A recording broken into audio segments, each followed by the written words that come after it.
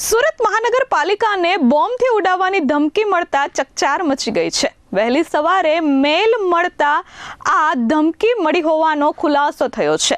મેલ દ્વારા આ ધમકી આપવામાં આવી હતી, જેના પગલે તાત્કાલિક જ પોલીસ અને ડોગ સ્ક્વોડ અને બોમ્બ સ્ક્વોડની ટીમો દ્વારા તપાસ શરૂ કરવામાં આવી છે।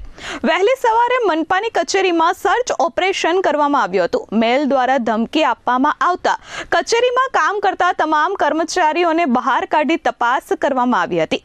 જો કે આ તપાસ દરમિયાન કોઈ શંકાસ્પદ વસ્તુઓ મળી આવી નથી, પરંતુ આ મેલ સુરત મહાનગરપાલિકાના કમિશનર અને મેયરના મેલ પર આપવામાં આવ્યો હતો અને ત્યારબાદ આ ધમકીનો ખુલાસો થયો હતો। જો કે તાત્કાલિક જ પોલીસ દ્વારા તપાસ શરૂ કરવામાં આવી છે અને ડોગ સ્ક્વોડ અને બોમ્બ સ્ક્વોડની ટીમો દ્વારા આ તપાસ કરવામાં આવી છે।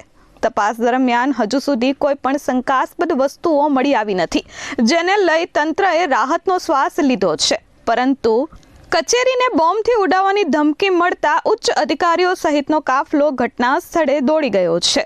અત્રે ઉલ્લેખનીય છે કે સુરત મહાનગરપાલિકાની કચેરી સાથે જ વડોદરા મહાનગરપાલિકાની કચેરી, જૂનાગઢ, જામનગર સહિતની કચેરીઓમાં આ મેલ મળ્યા છે। आज रोज 11 વાગ્યાની આસપાસ એસએનસી મુગલી સરામાં એક મેયરની ઓફિસમાં એક ઈમેલ આવ્યું છે, જેના અનુસંધાને આજ રોજ અમે લોકો આખી ઓફિસને ખાલી કરાવી દેવામાં આવી છે અને પોલીસનો ચાપો બંદોબસ્ત રાખવામાં આવ્યો છે અને આખી જે ઓફિસ છે એને બીડીએસ દ્વારા ચેકિંગ કરવામાં આવી છે બધી, અને હાલ કોઈ આપત્તિજનક કોઈ ચીજ વસ્તુ મળી આવેલ નથી। હવે એ તપાસ કરીએ છીએ। અત્યારે ઈમેલનું છે એ અમારી પાસે આવી ગયેલું છે, હવે અમે પોલીસ તપાસ કરીએ। કાર્યવાહીમાં અત્યારે અમે લોકો બધું ઓફિસ ખાલી કરાવીને પોલીસનો બંદોબસ્ત રાખેલું છે। Bureau report S24 news, Surat.